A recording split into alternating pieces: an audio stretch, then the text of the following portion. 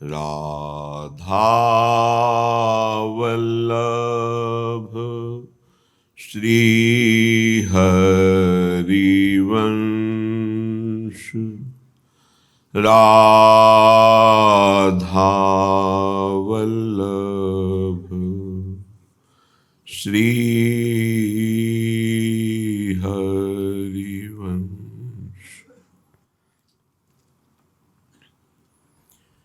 वृंदावनेश्वरी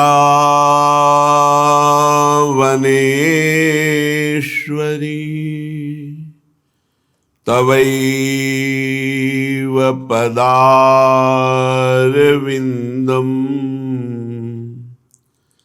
प्रेमामृतैकमकरन्द रसौघपूर्णम्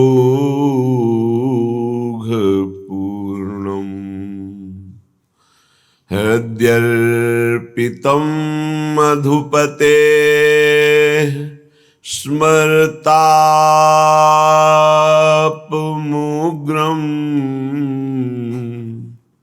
निर्वापयत् परम शीतलमाश्रयामि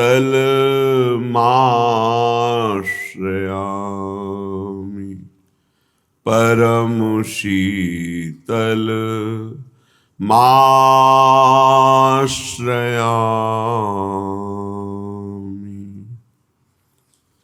परस्पर राग जम्यो समेत किन्नरी मृदंग सुरतार परस्पर राग जम्यो समेत किन्नरी मृदंग सुरतार तीनहु सुरन के तान बंधान धुर ध्रुपद अपार ध्रुपद अपार। विरसलेत धीरज न रह्यो तिरप लाग डाट सुर मोर निसार श्री हरिदास के स्वामी श्यामा श्री हरिदास के स्वामी श्यामा जे जे अंग की गति लेती अति निपुण अंग अंग आहार निपुण अंग अंग आहार। तो कौपिय बोलत हैरी लाल ठाढ़े कदम्ब तर अब के ऐसों ज्यों किए कहा होत हैरी मारी रही कुसुम सर कुंज बिहारी अपनो अंश तासों क्यों की जय छदमवर श्री हरिदास के स्वामी श्यामा ढूंढत बन में पाई क्रम क्रम विषम डर ढूंढत बन में पाई क्रम क्रम विषम डर। उपासक का प्रतिपल लक्ष्य आराध्य देव, ना कि शरीर, ना इंद्रियां, ना मन, ना बाहरी कोई संग, सब धोखा है। ये शरीर धोखा है। जिसको इतना प्यार करते हैं कि मैं ही मान लिया शरीर को, इतना प्यार किया, ये शरीर भी छूट जाता है, ये शरीर भी दुख देता है, ये शरीर भी दुर्गति करवा देता है यदि इसमें राग कर ले तो। फिर इंद्रियां, मन, बुद्धि, चित्त, अहंकार सब धोखेबाज। कितना भी इनकी आज्ञा पे चलो, ये बंधन, दुख, क्लेश, चिंता, अशांति, मृत्यु इसी का अनुभव कराते हैं। फिर बाहर मात तात सुत दार देह में मति अरुझय मति मंदा, हित किशोर को है चकोर तू लखी वृंदावन चंदा। यदि वृंदावनाधीश्वर युगल सरकार का साक्षात्कार करना है तो मति अरुझय मति मंदा। अय मतिमंद, अय मूढ़ बुद्धि, शरीर संबंधी भोग और शरीर संबंधियों में समय नष्ट मत कर।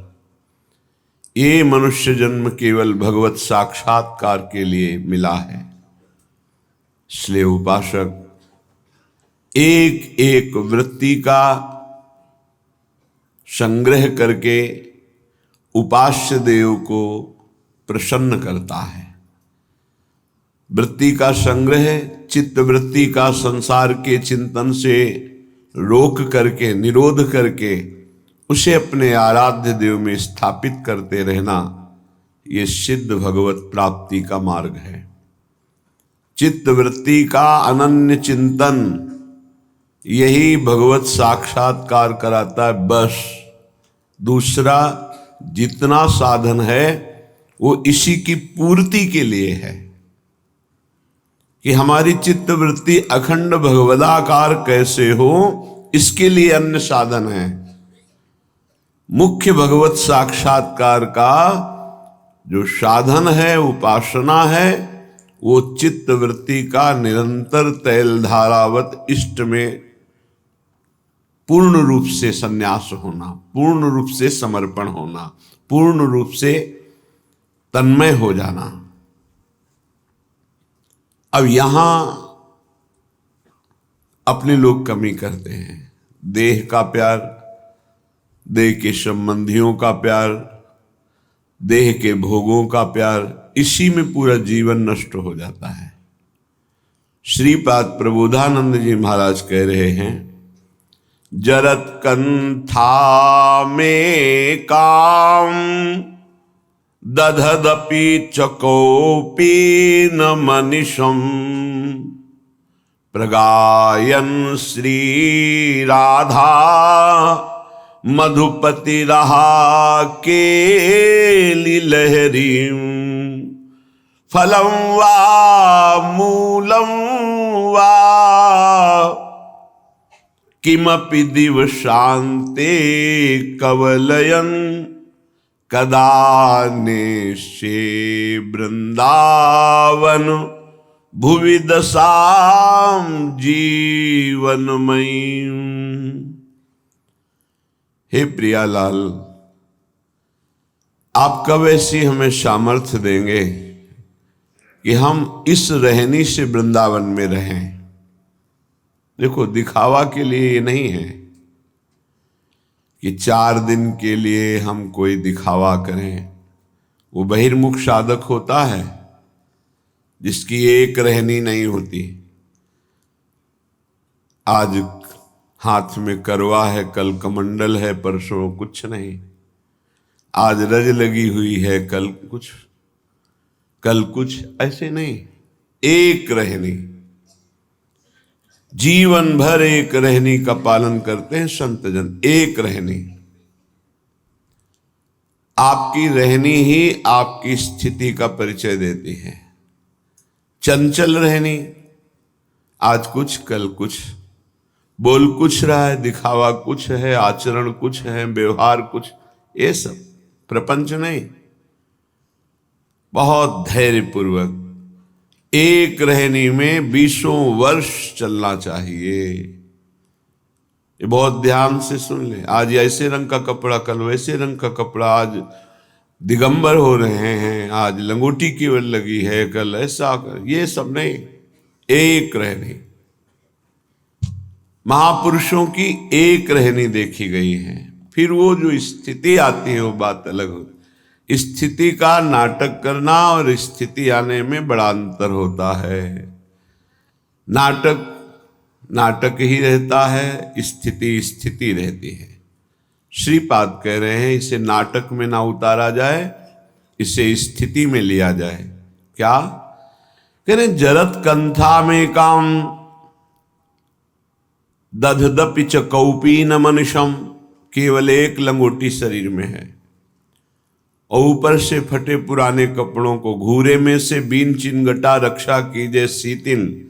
ऐसे बसिए ब्रज बीथिन, जो फेंक दिए गए हैं वस्त्र उनको उठा लिया और उनको गांठ लगा ली गई या सिल लिया गया, उसे कंथा कहते हैं।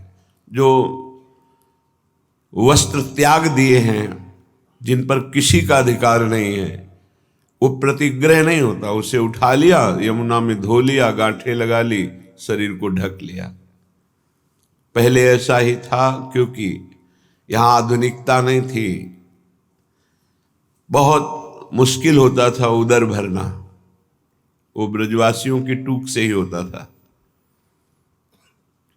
एक शरीर में लंगोटी और जो त्याग दिए गए हैं ऐसे वस्त्रों का संग्रह करके ग्रंथि लगाकर या शिल करके और उसको शरीर में धारण करना।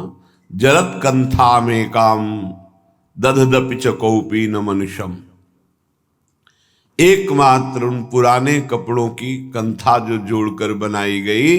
और कौपीनवंता खलु भाग्यवंता, भगवान शंकराचार्य जी ने भी कहा है। एक कौपीन केवल शरीर में, कौपीनवंता खलु भाग्य। दिखावे के लिए ना करें, प्रार्थना करते हैं, क्योंकि वैराग्य की बात सुन करके तत्काल वैराग्य धारण करना और फिर 4 दिन के बाद बदल जाना, ये ठीक नहीं होता। बहुत सोच समझ करके एक रहनी पकड़े, जो गुरु प्रदत्त रहनी है वैसे ही आजीवन निर्वाह करें। अगर एक रहने में नहीं रहोगे तो स्थिति नहीं आएगी। कभी सब कपड़े उतार दिए, कभी ऐसा पहन लिया, कभी टाट लगा लिया, कभी लंगोटी केवल है, कभी ये सब नहीं। एक रहनी गुरु प्रदत्त, गुरु ने आपको क्या दिया वैसे ही। जैसे एक रहनी में हमने देखा है बड़े महापुरुषों को। स्वामी श्री अनंग बोधाश्रम जी महाराज का सन्यास हुआ तो सन्यास होता है दिगंबर करके, कोई वस्त्र शरीर में नहीं। गंगा जी में इतना बड़ा ही करुण प्रसंग होता है उस समय। इतना गंगा जी में खड़े करके गुरु पूछते हैं तुम्हारा कौन? ऐसे वो खड़ा होता है सन्यास, नारायण के सिवा कोई नहीं। 3 बार नारायण के सिवा कोई नहीं। फिर धिक्कार है यदि नारायण के सिवा किसी को स्वीकार करे। जब 1, 2, 3 बार गुरु के सामने कह दिया भगवान के सिवा कोई नहीं, निकलो बाहर। फिर उनको सन्यास पद्धति, फिर कहते हैं कौपीन। तो उनका गुरु जी एक बार उतरा दिया आपने, अपनी वैष्णव पद्धति में ऐसा नहीं, सन्यास पद्धति में। तो उनका लोक व्यवहार के, वो लोक कहाँ रह गया प्रभु? आपने जब कहा नारायण के सिवा कोई नहीं, तो अब मेरा लोक खत्म हो चुका है। ठीक है, तो चलो आश्रम। प्रभु आश्रम कैसा? सन्यास जब दे दिया तो जहां दिया यहीं आजीवन निर्वाह करूंगा। तो गंगा की रेती में आजीवन स्वामी अनंग बोधाश्रम जी, आजीवन वैसे ही दिगंबर, प्रकृति का सीधा वार सहना। गंगा जी बढ़ रही तो ऊपर रेती में, गंगा जी घट रही तो रेती में। बस ना बोलना ना मांगना, धन्य है ऐसे महापुरुषों का जीवन। बड़ी अद्भुत प्रभाव शक्ति जागृत हो गई थी। धर्म सम्राट करपात्री जी आदि साष्टांग दंडवत करते थे जाके। एक रहने देखिए, श्री सुरेशानंद जी महाराज, तरी गंगा किनारे पड़ता है, दिगंबर, माताएं बहनें आ गई, एक वस्त्र से ऐसे डाल लिया, वो इतना ढक गया, बस वही अचला आजीवन। एक रहनी, संतों की एक रहनी होती है। जो वस्त्र गुरु प्रदत्त है धारण कर लिया, आजीवन वैसे ही। ये नहीं कि आज सुना तो सब फेंक दिया और वो शुरू किया, 4 दिन बाद फिर वृत्ति बदली तो फिर आ गए। ऐसे ऐसे नहीं चला जाता परमात्मा। ये मरकट वैराग्य कहते हैं।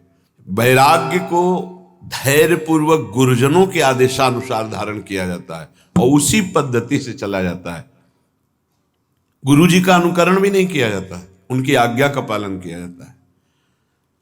गुरु जी ने जो दिया, लाल वस्त्र थे उतरे, और जो दिया वो मार्किन लाल थी, ऊपर की मार्किन लाल गेरुआ, फिर सफेद कर दिया और ये पीला, आजीवन उसी का, उसमें कोई परिवर्तन नहीं। गुरु जी नीला पहने, काला पहने, पीला पहने, सब फेंक दें, हमें आदेश क्या करेंगे? हमें आदेश कर दे सब फेंक दो, अभी फेंक देंगे। हमें आदेश करें अमुक वस्त्र धारण करो, वही धारण करेंगे। हमारा वैराग्य गुरु के श्रीमुख से है, मनमानी नहीं। तो उपासक जैसे ऐसे वैराग्य की बातें सुने ना और फिर कल से शुरू कर दे, कुछ हैं जो मनमुखी हैं, नहीं जानते हैं, पूरे शरीर में रज लगाने का आदेश है, कोशिश करो गुप्त रूप लगे। ऐसे प्रगट में लगा लिया गीली करके और शरीर में सूखी लगा लिया। साधारण ऐसे व्यवहार में रहो, कोई तुम्हें जान न पावे कि तुम ऐसी भावना क्यों। एक दिन स्टील का कमंडल ले लिया, दूसरे दिन करवा ले लिया, तीसरे दिन लौकी ले ली, चौथे दिन नारियल का, ये सब मनमुखी बातें नहीं होनी चाहिए। एक अगर करवा ले लिया तो आज जीवन उसी में, ये नहीं दिखावे के लिए करवा पीछे स्टील के पात्रों का प्रयोग, ऐसे नहीं। अगर जो जीवन में धारण किया आज जीवन, हमने संतों को देखा है, एक संत खप्पर रखते नारियल का, टोपी की तरह रख लिया और उसी को से मांग के पा लिया, उसी को फिर ऐसे रख लिया। क्या मस्ती संत हो गई। आप लोग रज का सेवन करते हैं, रज का ही सेवन करें। जो रज के पात्र हैं, शरीर में रज लगाना, रज का तिलक, प्रसादी, चंदन रज के पात्रों में पाना, अपनी शैया में रज डालना। कई बार पीछे चर्चा हुई, सूखी रज डाल के भले ऊपर से चद्दर डाल लीजिए, लेकिन आप सैया में रज में ही शयन करते हैं, ऐसा भाव होना चाहिए और रज पड़ी होनी चाहिए। ये यहाँ की सिद्धि है, समझ जाओ तो समझ जाओ, नहीं माया समझने नहीं देगी। जरत कंथा में काम दधदपिच कौपीन मनुषम, प्रगायन श्री राधा मधुपति रहा केली लहरिम। एकमात्र जीर्ण कपड़ों की, पुराने कपड़ों की जोड़ करके कंथा बना ली और कौपीन, कंथा और कौपीन, राधा माधव के पदों का गायन करते हुए समय व्यतीत कर रहे हैं, जो यहां हो रहा है। बहुत बड़ी बात है। प्रभु के नित्य विहार रस के जो पद गाए जाते, बहुत बड़ी बात है। प्रिया प्रीतम से बातें होने लगती हैं। एक स्थिति होती है, न नींद होती है, न जागृत होती है, न तंद्रा होती है। तंद्रा भी तमोगुण के अंतर्गत आती है, नींद भी तमोगुण के अंतर आते हैं, रजोगुण, जागृत, थोड़ा सात्विक भी इसमें। एक स्थिति होती त्रिगुणातीत, न सतोगुण, न रजोगुण, न तमोगुण, न जागृत, न स्वप्न, न सुषुप्ति, न तंद्रा। एक अद्भुत स्थिति है। प्रिया प्रीतम से बातें हैं रहे, प्रिया प्रीतम से खेल रहे, ये पदों का प्रभाव होता है। मान लो, ये जो सुन रहे हो इसको पकड़ लो। ये बड़ी कृपा है जो बात तुम्हें सुनने को मिल रही है बड़े महापुरुषों की। कह रहे हैं कि जो कंथा धारण करते हैं, कौपीन धारण करते हैं और राधा माधव की गुप्त केली रस से भरे हुए पदों का गायन करते रहते हैं। तुम्हारी समझ में ना आ रहा हो, लेकिन जिनके लिए तुम गा रहे हो, तुम्हारे पीछे पीछे चल रहे हो, वो सुन रहे हैं। नाम बाणी जहां श्याम श्यामा तहां, पकड़ नहीं पा रहे हो अभी। नाम बाणी सुनत श्याम श्यामा सुबस, जो श्री राधा माधव के पदों का निरंतर गायन, ये बड़े महापुरुषों की बात कह रहे हैं। हर समय देखा है, हर समय बस ऐसे ताली बज रही है, कदम्ब के नीचे बैठे या तमाल के नीचे लाडली कुंज में, ये सब थे, चल रहा है साथ। जब जब ब्रज भ्रमण पद सुनाओ, अमुक सुदानिधि का श्लोक सुनाओ। आप भाव में डूबे हुए चल रहे, पद गायन पूरी चतुरासी, जैसे 84 कोष की परिक्रमा 84 जी चल रही, पूरी 84 जी हुई। फिर इस समय ये पद सुनाओ। ये केवल पद का ही आहार। ललिता ललित बजावत बीना, गुण गावत सोई जीवन जीजे। पकड़ लो भाई, बहुत बड़ी कीमती बात है। ये जो पद आचार्यों के द्वारा ये बहुत बड़ी सिद्धि प्रदान करते हैं, बहुत बड़ा लाभ प्रदान करते हैं। नित्य एक बार यदि वृंदावन रस विलास का नित्य विहार का मंगल गा ले तो कभी अमंगल नहीं हो सकता। प्रथम यथामति प्रणवो श्री वृंदावन अति रम्य, श्री राधिका कृपा बिनु सबके मनन अगम्य, वर यमुना जल सींचन दिन ही शरद बसंत, विविध भांति सुमनस के सौरभ अलिकुल मंत, अरुण नूत पल्लव पर कूजत कोकिल कीर, निर्तन करत सिखी कुल अति आनंद अधि। पूरा पद है ये पद जानते हो, नित्य विहार का मंगल है। नित्य विहार का मंगल, ये जो प्रथम यथामति प्रणव, ये सब बातें छाती की हैं, पर कृपा होती तो प्रेरणा होती तो बता देते हैं। इसका यदि रोज गायन करो 10 मिनट में हो जाएगा। अगर आप ऐसे गाओगे भाव से तो 15 मिनट बहुत बहुत लगेंगे। 15 मिनट गा लीजिए आजीवन। अगर रोज गा रहे हो आजीवन के लिए लोक परलोक के सब अमंगल नष्ट हो जाएंगे। आपके जितने पूर्व पाप हैं सब भस्म हो जाएंगे। आपके वर्तमान की जितनी गलतियां सब क्षमा हो जाएंगी। आखिरी पंक्ति है, अति उदार वे सुंदर, सुरत शूर सुकुमार, जैसे हित हरिवंश करो दिन, दो अचल विहार। आपका अचल विहार दर्शन में सेवा करने में प्रवेश हो जाएगा। एक पद यदि आप प्रातःकालीन वेला पर जय जय श्री हरिवंश व्यास कुल मंडना, रसिक नंदन मुख्य गुरुजन भय खंडना एक बार मंगल गा ले और घर से निकल पड़ो तो कहीं कोई जीते विनायक शुभ अशुभ विघ्न करे नहीं, कोई विघ्न करे नहीं, कोई डरे कलिकाल कष्ट भय। कलयुग डरेगा। आप विचार कीजिएगा। अगर हमारी बात श्रद्धा पूर्वक मान लीजिए और नित्य कीजिए, 2 मंगल गाइए, एक नित्य विहार मंगल प्रथम यथामति प्रणवो और एक आचार्य मंगल जय जय श्री हरिवंश व्यास कुल मंडना। फिर आप देखो आपकी दिनचर्या कैसी आबाद होती है, कैसे मंगल जागृत होता है। पर वो भगवान की माया है, सुनोगे कान से निकाल दोगे, उसे पकड़ नहीं पाओगे। वही पकड़ेगा जो कृपा पात्र है। श्री राधा माधव की गुप्त केली रस से भरे हुए अद्भुत पदों का गायन करते हैं। क्या सौभाग्य, शरीर में वृंदावन की रज लगी है।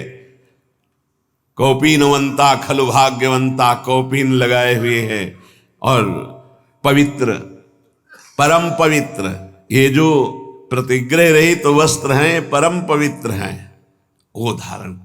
एक प्रार्थना है उपासकों से, जब तक आपका वस्त्र शरीर रक्षा के लिए समर्थ है तब तक दूसरा वस्त्र मत लो। क्यों लेते हो? 2 कौपीन 2 मार्किन नीचे पहनने के लिए, ऊपर के 2 वस्त्र बहुत, बस इसके अलावा बक्सा नहीं होना चाहिए कि तह लगा करके नहीं। ये गलती ना होने पावे जीवन में। अगर विरक्त भाव में हो तो जितने से शरीर ढकता है और वो ढकने वाला कपड़ा जब तक नष्ट ना हो जाए, नष्ट ढकने की क्षमता नहीं रह गई, तब तक वस्त्र का परिवर्तन नहीं होना चाहिए। फट गया है तो गांठ मार लो, उससे शरीर ढके रहो। जरूरी थोड़ी कि तुम्हारे पास जो वस्तु तुम्हारे लिए है, नहीं, हम सेवक हैं, हमारे पास वस्तु आई उसका विस्तार से सबको जिसका अधिकारी उसको दे देते हैं। जैसे सूर्य प्रकृति से अपनी उष्ण किरणों के द्वारा जल संग्रह करता है और समय आने पर वर्षा देता है, ऐसा साधु होता है। जो संग्रह हुआ, जो ऐसे श्रद्धा विश्व दिए, वो उन्हीं में लगा दे। खाओ पियो, मौज करो, कीर्तन करो, मंगल करो, समाज का मंगल हो, स्वयं उसका उपभोग नहीं। ये बिल्कुल रहने को सीख ले वैरागी। गृहस्थ अपने धर्म से कमाए हुए ही वस्त्र का भोजन का प्रयोग करे, चाहे जिस तीर्थ में जाए न वहां कोई वस्त्र स्वीकार करे, न वहां कोई सेवा स्वीकार करे, न वहां का भोजन स्वीकार करे। अगर स्वीकार करे भोजन आदि सेवा आदि तो उसका अनुपात लगा के कि ये अगर हम बार खरीदे तो कितने का मिलेगा, 100 का, तो हम 100 रुपया वहां के ठाकुर जी में रख देते हैं। वो ले ना ले 100 रुपया रख देते। गृहस्थ कभी किसी का नहीं, तो आपका सुकृत, आपका भजन सुरक्षित। विरक्त तो आपका सुकृत, आपका तप, आपका भजन सुरक्षित। जो श्रीपाद कह रहे हैं, फलम वा मूलम वा किमपि दिवशांते कवलयन, 24 घंटे में एक बार शाम टाइम, फलम वा मूलम वा किमपि दिवशांते कवलयन, फल मूल अथवा अन्न आदि कुछ भी मिल जाए 24 घंटे में एक बार पेट भरने के लिए पर्याप्त है। चलो श्री जी का प्रसाद 3 बार मिलता है, लेकिन प्रमाद स्थिति के लिए नहीं। अल्पाहार कीजिए और खूब भजन परायण रहिए। सच्ची मानिए बड़ा धोखा होगा अपने साथ यदि हम खान पान सुख सुविधाओं को स्वीकार करके भजन न करें। प्रिया प्रीतम के पद, प्रिया प्रीतम की सेवा, प्रिया प्रीतम के चिंतन से जो सेकंड क्षण रहित गया, हानि हरिवंश के नाम अंतर परे, लाभ हरिवंश उच्चरत बानी। तब सुख हरिवंश गुण नाम रसना रटत, और बहुवचन अति दुखदानी। वाणी से निकले तो प्रिया प्रीतम के पद, प्रिया प्रीतम का नाम, प्रिया प्रीतम की बात, नहीं तो और बहुवचन अति दुखदानी। और कुछ बोलोगे फंस जाओगे, माया तुम्हारे चित्त को विक्षेप में डाल देगी। फलम वा मूलम वा किमपि दिवशांते कवलयन। सुन लो, स्थिति से चलना। बोले बंद आज से, अब 10-5 दिन समय के केवल पाएंगे, और शाम के इतना पाएंगे कि सुबह दोपहर शाम अगर तीनों पाते थे उससे ज्यादा तो भी भजन नहीं होगा। ये भी बात समझ लो कि एक बार बैठ गए तो दबा के 3 बार वाला हिसाब पूरा कर लिया, तो अब उसके पचाने में पूरी जीवनी शक्ति लगेगी, भजन में नहीं लगेगी। ये संयम के लिए लिखा है। देखो, जब आपका ब्रह्मचर्य ठीक रहेगा तो ज्यादा मांग अंदर नहीं होती, क्योंकि पर्याप्त शरीर चलाने के लिए महान शक्ति ब्रह्मचर्य का संचय है। तो ज्यादा ये सब खत्म हो जाएगा आगे चल करके। अभी नए अवस्थाएं हैं तो ऐसी भावना हो भी सकती है अच्छे अच्छे पदार्थ खाने की, ऐसा होता है। पर आगे चल करके अगर हृदय से तुम पूछोगे क्या पाना चाहते हो, तो कुछ नहीं, कोई निर्णय ही नहीं निकल पाएगा। जो प्रारब्ध अनुसार भगवत प्रसाद मिल जाए उसे शरीर में डाल लिया। कदा निश्चय वृंदावन भुवि दशाम जीवनमयम, क्या मैं ऐसी रहनी से रह पाऊंगा वृंदावन में? कृपा करो हे प्रियालाल कि फटे पुराने कपड़ों से शरीर ढक लूं, एक लंगोटी लगा लूं, रात दिन आपकी लीला गुणगान नाम कीर्तन करूं, 24 घंटे में एक बार जो कुछ मिल जाए उदर में डाल लूं, बस आपके धाम का अखंड आश्रय लिए इस तरह मैं जीवन व्यतीत करूं। कदा वृंदारण्यम श्रवण रसना स्पर्शन निरीक्षण, घ्राणाद्यैर्मे भवति रस सिंधु स्रवदिव, कदा वा तल्लोकोत्तर रस मदान्धो मधुपतेर गुणानुच्चैरुच्चै सरसमिहि गास्यामि परितः। हे प्रिया प्रीतम, क्या कभी ऐसा होगा कि मैं वृंदावन की ही केवल बात सुनूं? प्रिया प्रीतम, प्रेमी रसिक जन, सिद्धांत तो वृंदावन, इसके सिवा मुझे अच्छा न लगे। मेरी श्रवणेन्द्री केवल भगवत संबंध की बातें सुने बस। ये बड़े महान भागवतों के लक्षण होते हैं। बाल्यावस्था से ही महाभागवतों को यही रुचि प्रभु की कृपा से प्राप्त होती है। जितने बड़े महापुरुषों के चरित्र पढ़े तो बाल्यावस्था से वो भगवत चरित्रों का गायन, नाम कीर्तन, भगवत लीलाओं का अनुकरण, ये बाल्यावस्था से होता है। महाप्रभु हरिवंश चंद्र जी जब खेलते थे ना, तो अपने समवयस्क बालकों के साथ गोरे बालक को प्रिया जी बना देते, सावरे बालक को लालजू बना देते, दोनों को ऐसे श्रृंगार करते देववन में पत्तों और पुष्पों से, और फिर ऐसे फल ला करके भोग लगाते, आरती। ये खेल होता महाप्रभु का। कभी जैसे तमाल श्याम रंग है, गोरा रंग का कदम्ब है, तो दोनों की प्रियालाल की भावना में उनका श्रृंगार करते, उनकी बाल्यावस्था। पंडित रामकृष्ण बाबा गोविंद देव जी के साथ गोली खेलते थे, कंचा गोली, बाल्यावस्था से भगवत। ये भगवत कृपा होती है। महाभागवतों का जीवन ही केवल प्रभु होते हैं। आप सब उसी पंक्ति में बैठे हैं, ध्यान रखना, आप सब उसी पंक्ति में बैठे हैं जिस पंक्ति से महाभागवत प्रभु को प्राप्त हुए हैं। उसी लाइन पे खड़े हैं, उसी पंक्ति पे खड़े हैं। थोड़ा श्रवणेंद्रिय को सावधान रखिए। हमारी एक एक इंद्री भगवदाकार हो, सुनना बंद कीजिए प्रपंच की बातें। कान से केवल वृंदावन, प्रिया प्रीतम, भगवत चर्चा आदि। अगर आप गृहस्थ हैं, व्यवहार में हैं, तो उचित बात सुनिए, फिर आधा राधा। ना किसी की निंदा करिए, ना किसी की निंदा सुनिए। बहुत बढ़िया श्रवणेंद्री हो जाएगी। रसन, रसेंद्री, महत्पुरुषों की रहनी में हमारी दृष्टि कभी दूषित न हो जाए कि ये ऐसा। अपने को क्या करना है? अपनी रसेंद्री को देखना है। हम क्या करते हैं? सत्संग सुनकर दूसरों पर प्रयोग करने लगते हैं। ये बड़ी बहुत कठिन है। महापुरुषों को पहचान पाना बहुत कठिन है, बहुत कठिन है। श्री जी कृपा करते हैं तभी परिचय। सोई जाने जे देव जनाई, जानत तुम्हें तुम्हें हो जाए।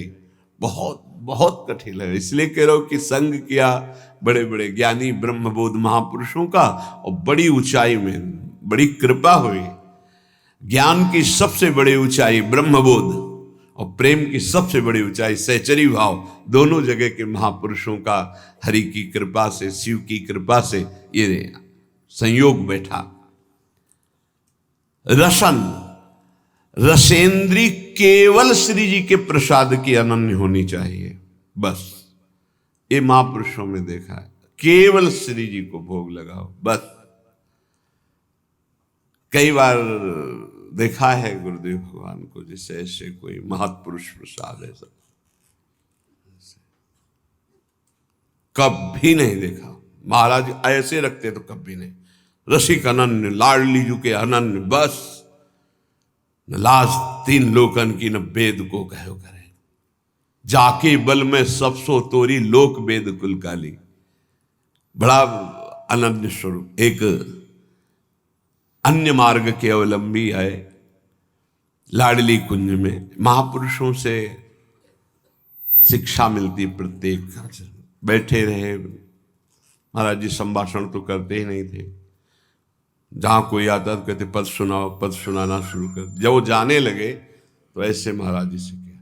महाराज जी 2 कदम पीछे हट गए। अयोग्य हूं, शब्द थे अयोग्य हूं। नहीं नहीं, आपका हमारा सौभाग्य होगा। फिर हटे, नहीं अयोग्य हूं। तो उनसे हमने इशारा किया महाराज जी। जब वो चले गए तो पूछा महाराज जी क्यों नहीं? तो उनका सब भगवत स्वरूप है, पर जो हमारी श्री जी की सेवा में नहीं, आलिंगन नहीं कर सकते। हमारा आलिंगन होगा तो हमारी श्री जी की सहचरी का ही होगा, अन्यथा बलिहारी अनन्य निष्ठा। कोई ऐसे बिरले अनन्य रसिक रसेंद्री, ये केवल श्री जी के प्रसाद का ही स्वाद ले, चाहे जल हो चाहे भोजन। अगर चूक हो गई तो ध्रुवदास जी ने लिखा है कि अगर अमनिया आप लेते हो तो ताको बड़ो अपराध है। ये आपकी बुद्धि को रस क्षेत्र में नहीं जाने देगी। ये आजकल ऐसी बहिर्मुखता चल गई, बोतल खोली ऐसे खड़े खड़े पे। नहीं भाई, जल पीना, रुकिए आप। अगर आप वैष्णव हैं तो आपके पास झोली होनी चाहिए, गिलास होना चाहिए, आप ले लीजिए गिलास, उसको धोइए, जल भरिए, राधा वल्लभ लाल की जय, प्रभु जल पान कीजिए। भाव में 1 सेकंड लगता है, राधा राधा राधा, पान कर लिया। पानी भी बिना अर्पित किए हुए, बिना नाम लिए पानी। अपनी तो पद्धति है कि जब भोजन के लिए बैठते हैं तो पहले नाम कीर्तन होता है, फिर आचार्य गुरुजनों की जयकारा होती है, तब प्रसाद पाया जाता है। चलो आप लोग गृहस्थ हैं, इतना समय नहीं है, तो एक बार तो बोल दीजिए राधा वल्लभ लाल की जय और भगवद अर्पित कीजिए, फिर पाइए। अगर आप ऐसे प्रसाद पाएंगे तो आपकी रसेंद्री सार्थक हो जाएगी। नहीं, फंसाए है रसेंद्री। कितने घृणित हैं, शरीर के अंगों को खा रहे हैं। वो जिसे कहते हैं, वो फोड़ के देखो क्या लिबलिबा भरा है, दलित दुराए, उसको खा रहे, कह रहे हैं हम बहुत बलवान हो जाएंगे। अध्यात्म बल बड़ा होता है या शरीर बल बड़ा होता है? जीत के दिखाओ काम क्रोध लोभ मोह मद मत्सर को। ये भक्षा भक्ष खाने वाले जीत के दिखाओ तो तुम्हें महावीर समझे।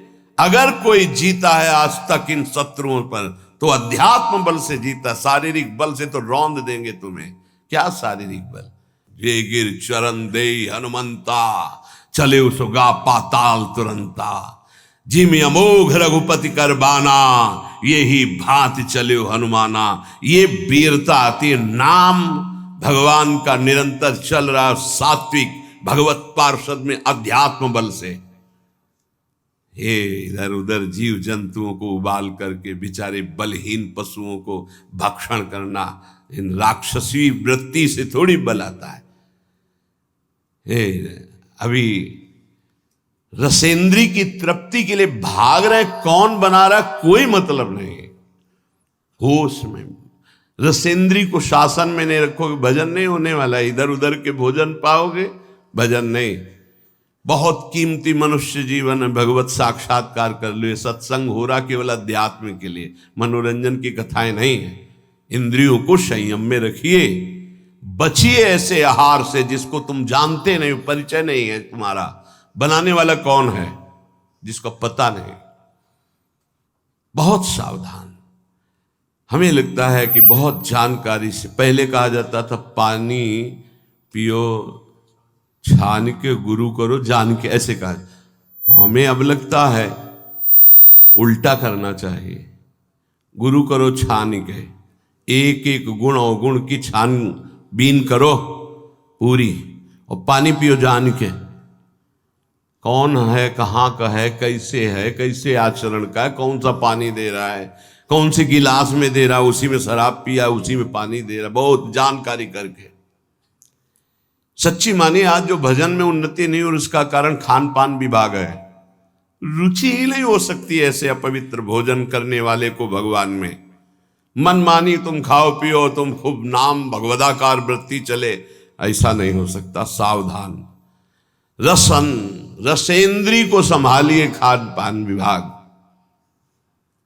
अगर आप प्रतिग्रह लेंगे और झनियों की चाटुकारिता करेंगे, रसेंद्री में रहेंगे तो बांटगिरी करेंगे, भगवत चरणारविंद की भक्ति नहीं होगी। एक बार देखा, भ्रमण करने में मतलब बहुत उपलब्धियां प्राप्त होती हैं।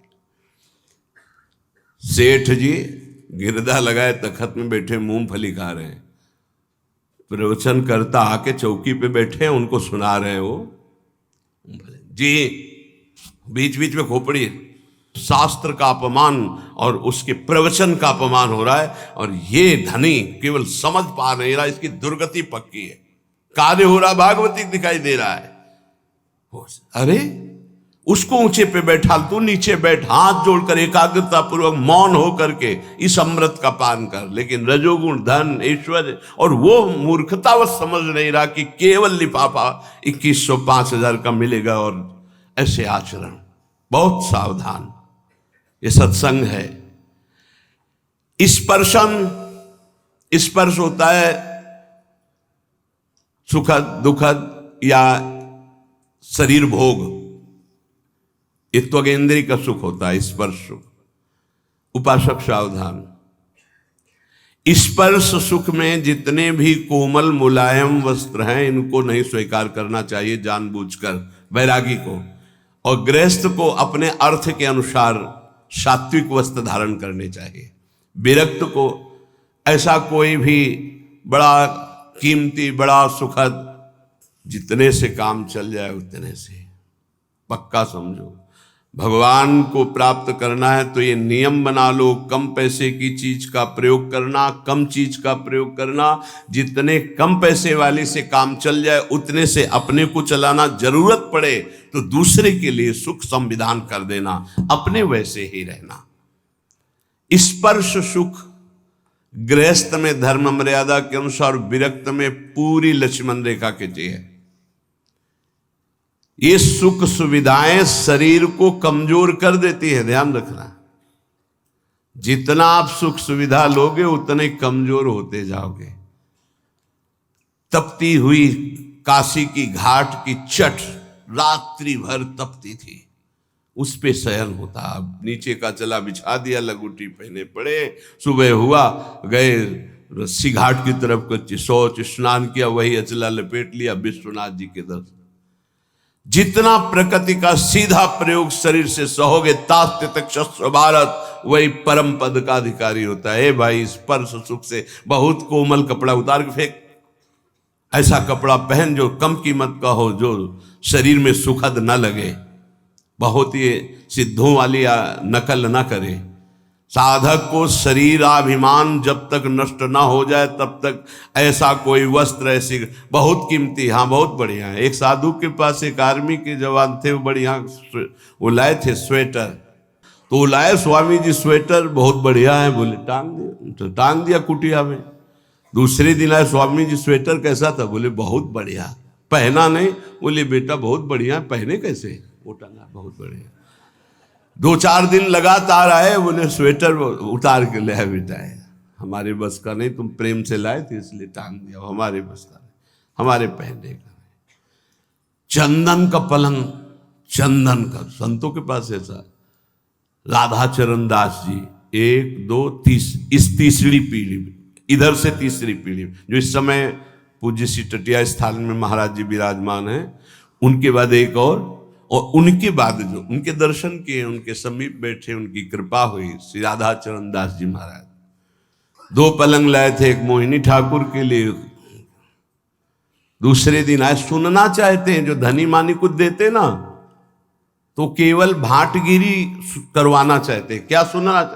कैसा था महाराज? अरे बहुत बढ़िया, जिंदगी में हमने नहीं से देखा, ऐसा सुनना चाहते हो। क्यों? क्योंकि वो देहाभिमानी जन अपना यश कभी नहीं। साधु महात्मा जो भगवत मार्ग के पथिक हैं भाटगिरी नहीं करते। आए दंडोत, जय जय। कैसा रहा पलंग महाराज? चंदन का है। बोले कल बताया था चंदन का है।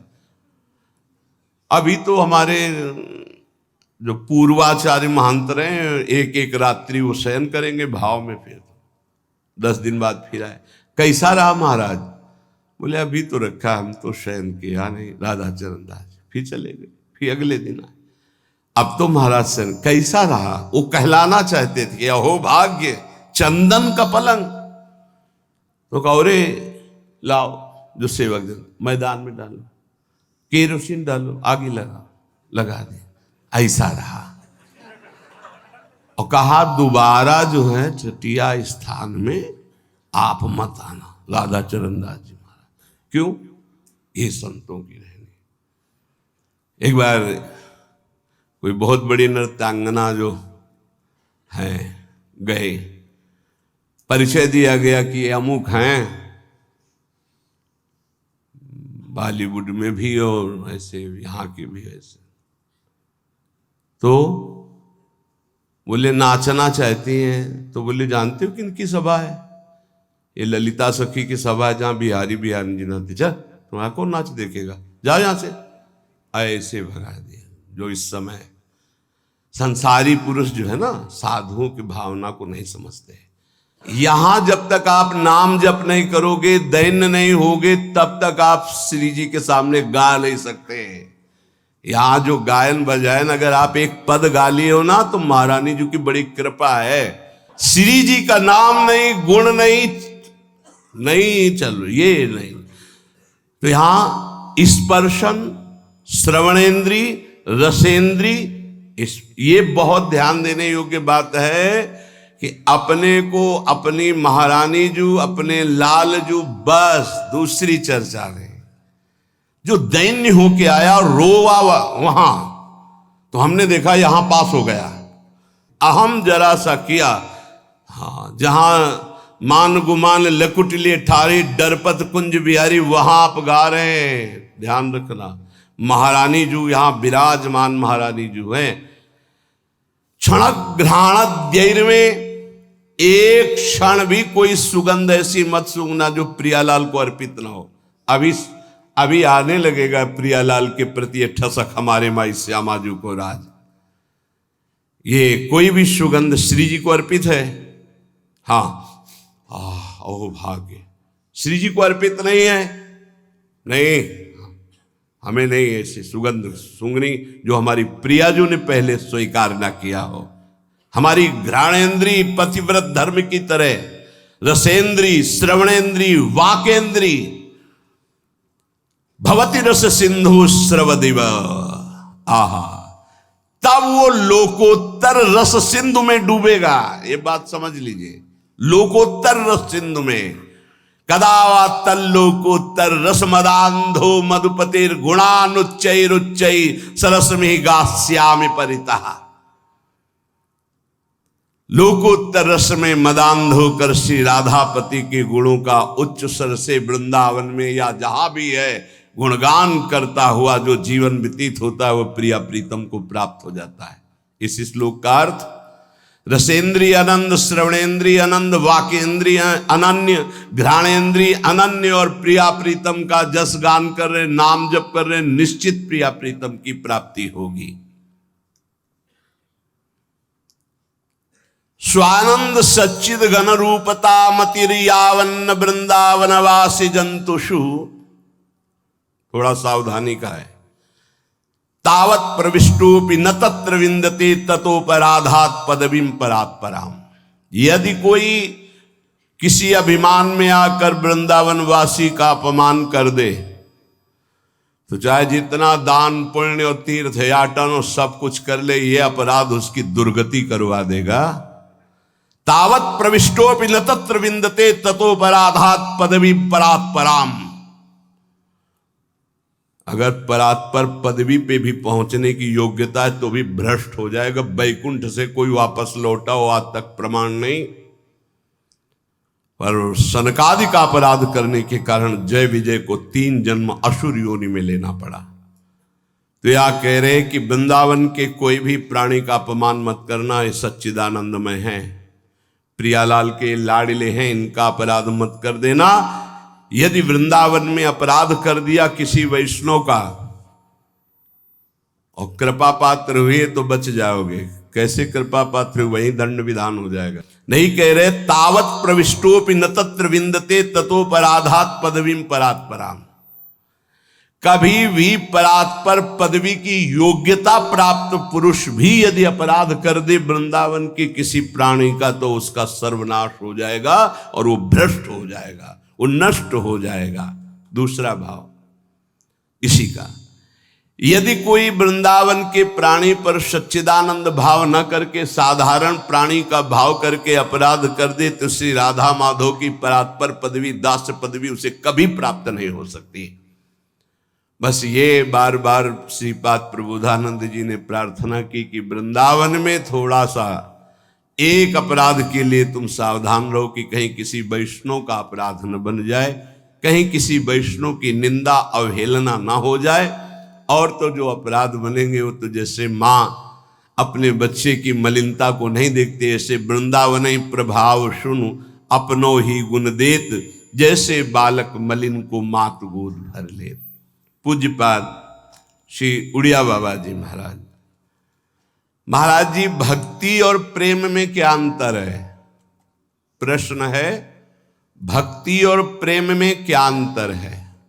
तो जब तक किसी को ये याद रहे, बहुत ध्यान देने का विषय, किसी को याद रहता कि मैं प्रभु की भक्ति कर रहा हूं तब तक भक्त, और जब ये याद न रहे कि मैं प्रभु की भक्ति कर रहा हूं और फिर हो रही है, तब वो प्रेमी मैं का प्रेम में विस्मरण, जब मैं था तब हरि नहीं, अब हरि है मैं नाहि।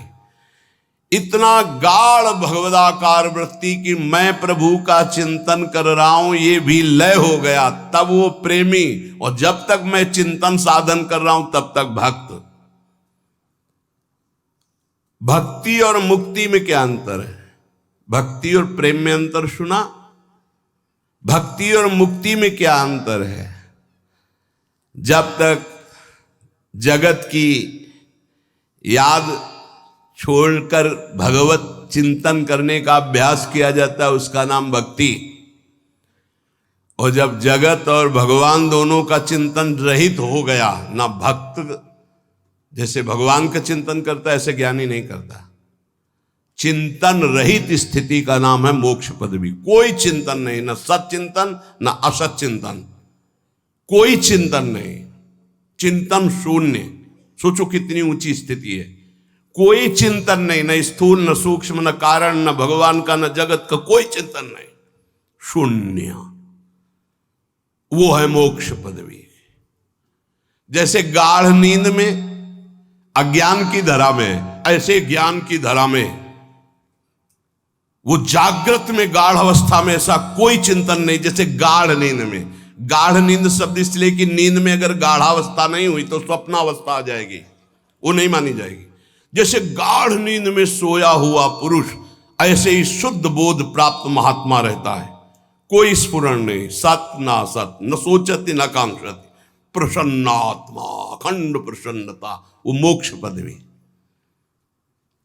जो जगत का चिंतन छोड़कर भगवान के चिंतन का अभ्यास कर रहा है वो भक्त, और जिसका कोई चिंतन नहीं हो रहा है वो सच्चिदानंद में स्थित अपने स्वरूप में, वो मुक्त महापुरुष है। भक्ति और मोक्ष में ये अंतर है। उपासक भजन तो करता है पर आनंद का अनुभव क्यों नहीं होता? बाबा इसका क्या कारण हो सकता है? बहुत बढ़िया प्रश्न है। पहला प्रश्न था भक्ति और प्रेम में क्या अंतर। मैं भगवान का भजन कर रहा हूं, ये भक्त, और मैं जब विस्मृत हो गया केवल भजन हो रहा है तो प्रेमी। भक्ति और मुक्ति में क्या अंतर? जो जगत चिंतन छोड़ने का प्रयास करके भगवान का चिंतन कर रहा है वो भक्त, जिसका ना जगत का चिंतन ना भगवान का चिंतन, स्वरूप में स्थित प्रसन्नात्मा, अखंड बोध स्वरूप, कोई स्फुरणा नहीं, वो मुक्त महापुरुष। अब प्रश्न है कि उपासक यदि भजन कर रहा है तो आनंद क्यों नहीं आ रहा? क्या कारण है? तो बोले इसका कारण है जगत का चिंतन। एक एक शब्द अनुभव के हैं। जब तक भोगों का चिंतन होगा, भोग क्रिया होगी, तब तक भगवदानंद नहीं मिलेगा। लिख लो इस बात को। क्या? जब तक जगत का चिंतन होगा, भोगों का चिंतन होगा, भोगों की क्रिया होगी, तो भजन करने पर भी भगवदानंद का स्फुरण नहीं होगा। तो क्या भजन व्यर्थ चला जाएगा? नहीं, उसका फल मिलेगा। पर भगवदानंद स्फुरित हो गया तो जीवन मुक्त हो गए।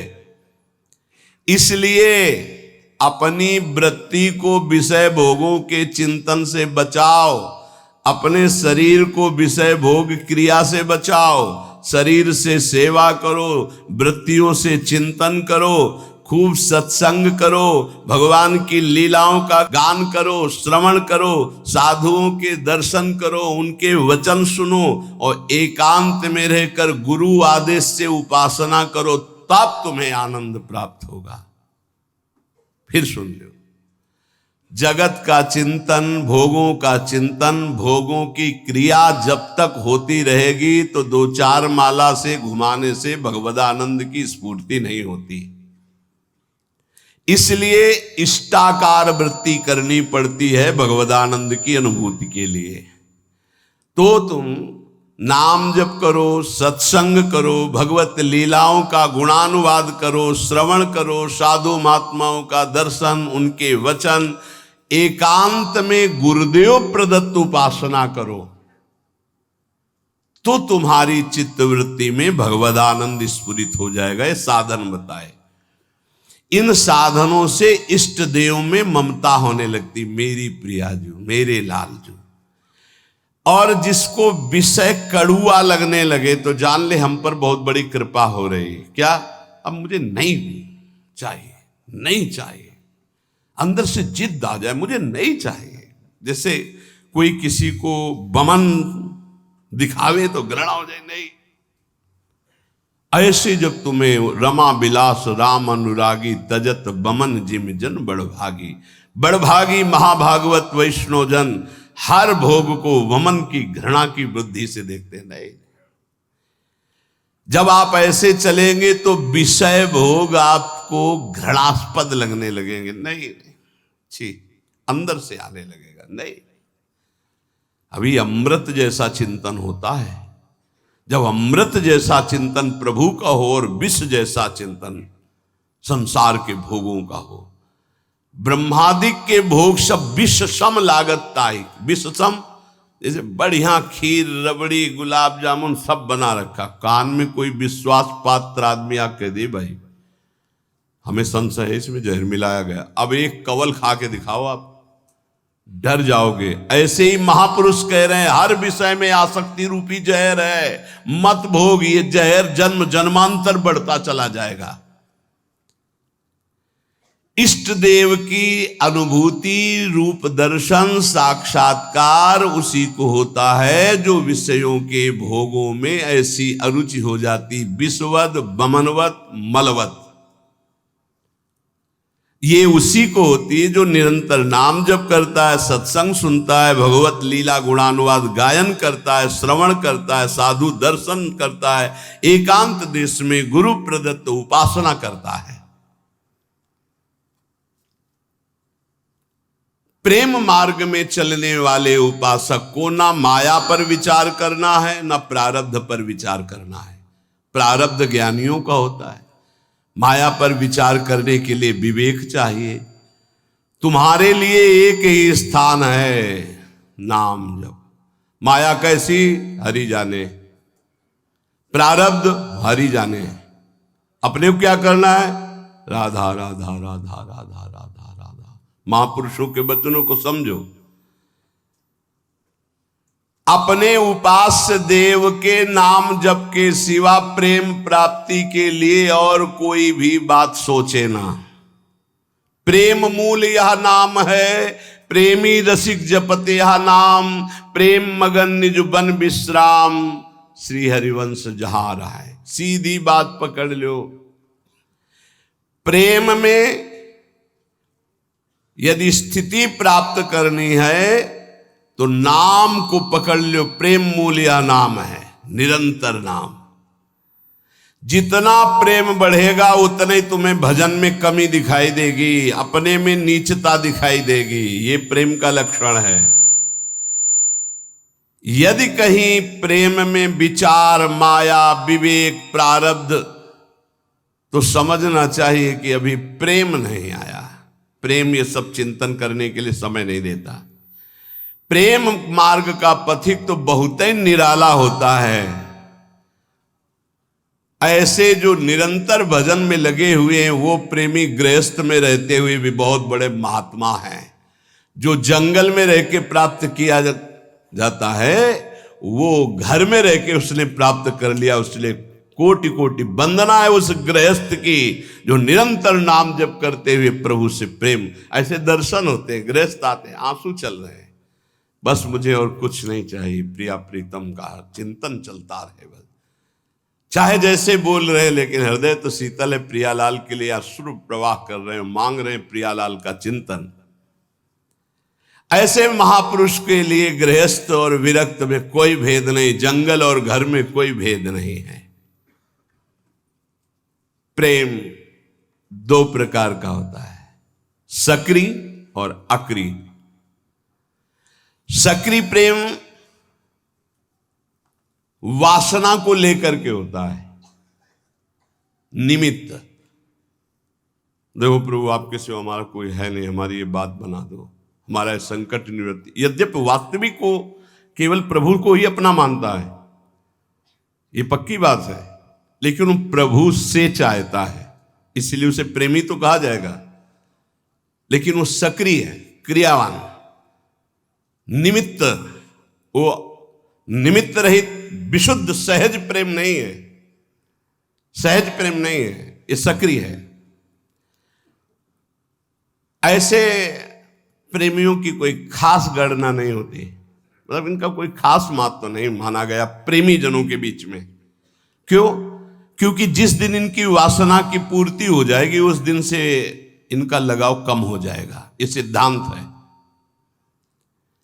और जो निष्क्रिय प्रेमी होते हैं, निष्काम, कोई निमित्त नहीं, ये भगवान को अधीन कर लेते हैं अपने, इनके संग डोलते हैं भगवान। जैसे कोई अत्यंत रूपवती है पर वो अन्य किसी से प्रेम करती है, तो क्या पति उसे अपने हृदय का प्रेम संपूर्ण दे पाएगा? नहीं दे पाएगा। कोई रूपवती नहीं है, गुणवती नहीं है, लेकिन अपने पति के अनन्य है, तो वास्तविक प्रीति को जानने वाला पति उसके हाथ बिक जाएगा। ऐसे हमारे श्री हरि है। यदि आप कहीं अन्य भाव रखते हैं कि मेरा ये काम बन जाए, मेरा ये काम बन जाए, मेरा ये काम बन जाए, हरि को ही बचते हैं माना, तो हरि आपकी वो इच्छा की पूर्ति करेंगे पक्का। जो इच्छा करियो मन माही, हरि प्रसाद कछ दुर्लभ नहीं, पर वो आपके अधीन होंगे नहीं, आप सौदा कर लिए हो। लेकिन जो कुछ नहीं चाहते हैं वो उस पतिव्रता पत्नी की तरह है जो केवल पति से प्यार करती, फिर पति को अधीन होना पड़ेगा उसके प्यार में। ऐसा वो पातिव्रत धर्म से युक्त अनन्य रसिक उपासक होता है जो अपने इष्ट को अधीन कर। ये जीवन का लाभ यही, क्या मांगोगे? संसार ये तो अपने आप पीछे पड़ा रहेगा। बात ये बाधा रूप में मिल जाएगा जिसे तुम मांगना चाहते हो। चलो तो आगे प्रेम मार्ग में। यदि आप प्रभु से कुछ नहीं मांगोगे तो सबके अधिकारी बन जाओगे। आप कुछ मांग लिया तो कुछ हाथ लगेगा, सब कुछ नहीं, और कुछ नहीं मांगा तो सबके अधिकारी बन जाओगे आपको, और अधिकारी के बन जाओगे, कुछ चाह ही नहीं रह जाएगी। सच्ची बात ना। नाम जप का ऐसा प्रभाव कि बाल भक्त ओम प्रकाश जी के जीवन चरित्र में पढ़ा गया। दिन प्रतिदिन रति खत्म होती जा रही संसार की। गजब की बात है कि 74 दिन तक कोई खान पान नहीं, सशरीर भगवान का आलिंगन प्राप्त किया। सशरीर, ऐसा नहीं कि कोई चिदानंद दे से, उसी शरीर से आलिंगन प्राप्त किया और फिर सखा भाव से मुक्त हो गए। आज भी उनकी समाधि बनी हुई चामुंडा के सामने। ऐसे नाम जब स्कूल से शुरू किया नाम जब, और ऐसी उच्च कोटि की कम अवस्था में स्थिति प्राप्त कर ली। नाम जप में बड़ी अपार सामर्थ्य है। पर हमें लगता है कि प्रभु से यदि ना मांगा जाए तो बहुत ज्यादा लाभ मिल जाएगा। हम लोग बहुत कमजोर हृदय के मांग कर बैठते। कई बार ऐसी परिस्थितियां आती हैं कि साधक को विश्वास नहीं रहता। विश्वास यूं नहीं रहता जैसे अब बड़ी भयावह परिस्थिति आने वाली है, और उसको लगता है पता नहीं भगवान जानते कि नहीं जानते, सुना कि नहीं सुना। हे भगवान आप ये काम बना दो, बस आप इस विकट परिस्थिति से निकाल दो नाथ, बस जीवन भर भजन करेंगे आपका, प्रभु प्रभु आप बचा लो बचा लो। तो जब बच गया तो आप देख लेना वो जो आपकी प्रीति थी प्रभु से कम हो गई, आपका जो अपनापन था वो कम हो गया। ऐसे आप अगर 100-200 बार ऐसे मांगते चले जाएंगे तो आपका भजन ही क्षीण हो जाएगा, आपका भाव नहीं बन पाएगा प्रभु के प्रति। ऐसी स्थिति आ जाएगी। सच्ची कहते हैं यदि तुम्हें वास्तविक बात समझ में आ जाए, मेरी पूज्य बाबा कह रहे, आनंद ही आनंद तुम्हारे जीवन में रहेगा यदि तुम प्रभु से कुछ न मांगो तो। जा ही न चाहिए कबहू कुछ, नहीं चाहिए, नहीं चाहिए। वो स्वामी को अधीन कर लेता है। ये बात आप अच्छे से समझ। अगर आपने कुछ स्वीकार कर लिया तो वो फिर बिकेंगे नहीं, और आप ना ना ना तो वो बिक जाते हैं। ऐसे उदार स्वामी, ये अंदर की बात है, पकड़ लो अगर पकड़ पा रहे हो। तुम मांगोगे तो कोई नाशवान, और जब आप मांगोगे नहीं ना, वो देख रहे हैं तुम जो हाय हाय कर रहे हो कि विपत्ति हटा दो, उससे ज्यादा उनको परेशानी है। आपको विपत्ति में वो नहीं देख सकते। बड़ा सर्वाश्चर्यमय, मतलब कैसे तुम्हें बताए, वो बड़ा आश्चर्य में। कल की बात, एक सखी जिसको भारी कैंसर, यहां से ऐसे मवाद बह रहा कि वो बैठे तो पूरा वातावरण दूषित हो जाए, कोई पास न बैठे, ऐसे कैंसर का स्वरूप। आए और शिष्य आए, उन्होंने कहा कि अब तो मैं मरने आई हूं, बस 2 महीने में डॉक्टर ने कहा मर जाओगे। और कल उनकी रिपोर्ट आई, बताई गई कि कैंसर ही नहीं है। जब उनको सब 1.5 साल से 2 महीने मरना था, 1.5 साल तो हो ही गए। अब वो कह रहे कि अगर 1.5 साल कोई स्फुरना ना हुई तो आजीवन के लिए खत्म। क्या लीला प्रभु की, केवल आश्रय, भगवत आश्रय। और वो ये नहीं चाहती है कि हमारा कैंसर ठीक, वो यही चाहती थी कि बस इस रज में प्राण निकले, मैं श्री जी की सेवा में जाऊं। तो श्री जी कहती हैं और सुनो हमारा यश, अभी और नाम जप कर लो और फिर आओ हमारे पास। एक बड़ा आश्चर्य देखने को मिलता है कि ये चीजें, विश्वास के लिए कह रहा हूं, ये चीजें मतलब जहां कोई गुंजाइश नहीं है, ऐसी स्थिति है कि जब पहले बार डॉक्टर देखता है तो कहता है बस जितने दिन हैं उतने दिन हैं। जहां दिनों की बात थी वहां 1.5 साल तो अब हो गए, और सब हट गया और स्वस्थ है, कोई दवा नहीं, आनंद पूर्वक ऐसे नॉर्मल दिनचर्या चल। ये क्या है? उन्होंने मांगा नहीं था कि मेरा कैंसर जाए, उन्होंने चाहा नहीं था कि मैं ना मरूं, वो बस यही चाहते थे कि जल्दी मरूं, श्री जी के पास जाऊं। श्री जी के सिवा उनका कोई भरोसा नहीं। उसका चमत्कार देखा। अरे यार, वो सब देख रही है, वो सब जान रही, काहे को मांगोगे, काहे को अपने प्रेम में कलंक लगाओगे? आगे से आगे वो देख रही। नारायण 2 बात सो और अधिक नहीं बात, रसिकन को सत्संग नित, युगल ध्यान दिन रात। सचमुच सचमुच बाबा लिख रहे हैं, नारायण स्वामी कह रहे हैं कि भगवत प्राप्ति के लिए इन 2 बातों से बढ़कर और कोई बड़ी बात नहीं। रोज सत्संग सुनने को मिले और युगल सरकार का नाम जप करते हुए ध्यान करने को मिले। राधा वल्लभ लाल को हृदय ध्यान मुख नाम भगवत प्राप्ति हो गई। 2 ही बात, रोज सत्संग सुनने को। रसिकन को सत्संग नित, युगल ध्यान दिन रात। तुम्हें हम बताते हैं कि जिनको ये भ्रम हो कि गोपी जनों से एक क्षण के लिए भी भगवान गए, तो कभी नहीं गए। पूज्य बाबा कह रहे, अरे भक्तों से एक क्षण के लिए भी कभी भगवान दूर नहीं होते। गोपी तो भक्तों की प्रेम ध्वजा है, भक्ति की। इनकी ताकत क्या, ये दूर जा सकते हैं अपने प्रेमियों से। आप ये समझ लो कि आज भी जो भक्त भगवान के सिवा किसी से अपना परिचय नहीं रखते, भगवान उनसे एक क्षण भी दूर नहीं। और फिर वृंदावन तो इनका घर है। वृंदावनम परित्यज्य पादमे एकम न गच्छति, तो कैसे कहा जा सकते हैं? भक्त के अधीन भगवान है। ये वैसी भक्त की बात है जो कभी भगवान से कोई मांग नहीं करता है, उन भक्त की बात है। आप देखना चाहते हो कि वृंदावन में भगवान साक्षात यहां विराजमान है। अपना संबंध किसी से मत रखो, न देह से और न देह भोगों से, न देह संबंधियों से। अगर मिल न जाए तो कहना। उन गुरुजी का नाम रघुवंशी, शायद रघुवंशी या कुछ ऐसा ही नाम। ये जो धर्म सम्राट करपात्री जी का विद्यालय, संस्कृत विद्यालय है, जो बड़े बड़े महापुरुष जन उनसे पढ़े हैं, उनका ऐसा ही नाम। वो पहली बार जब काशी से वृंदावन आए, बड़े ही महाभागवत, नाम जापक, धर्म मर्यादा के अनुसार गुरु रघुवंशी, जो क्या है सब स्मरण हमें नहीं है। वो जब आए वृंदावन, तो उस समय और वृंदावन का स्वरूप लता पता सब, तो सीधे पहुंचे जुगल घाट। ये रोड नहीं बना हुआ था, तो उधर से ये पता चला कि परिक्रमा मार्ग में है कहीं, तो यहाँ था करपात्री जी का तो युगल घाट पहुंच गए। वहां जब पहुंचे तो अंधेरा होने लगा था, तो सोचा किससे पूछो, वहां कोई दिखाई नहीं दे रहा। तो पहली बार आए थे, नया नया खुला था धर्म सम्राट करपात्री जी का ये जो संस्कृत विद्यालय, उसमें वो आचार्य रूप में आए थे।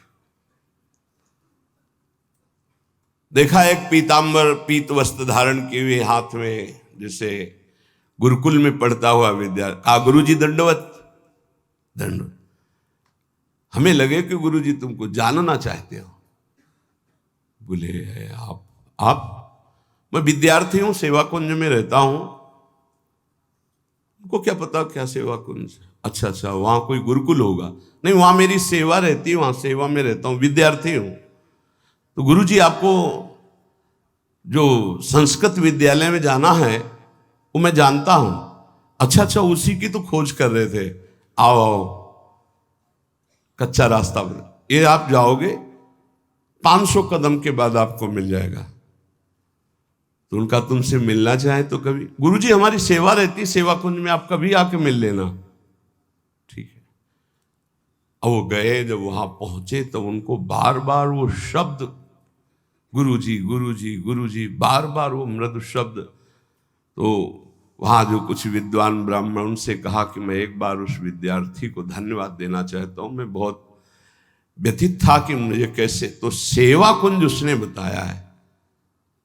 तो वो लोग आए से, तो कहा ये तो श्री जी का, यहाँ तो आसपास कोई विद्यालय नहीं, आसपास तो भगवान के प्रेमियों के वास हैं और भगवान के श्री विग्रह विराज।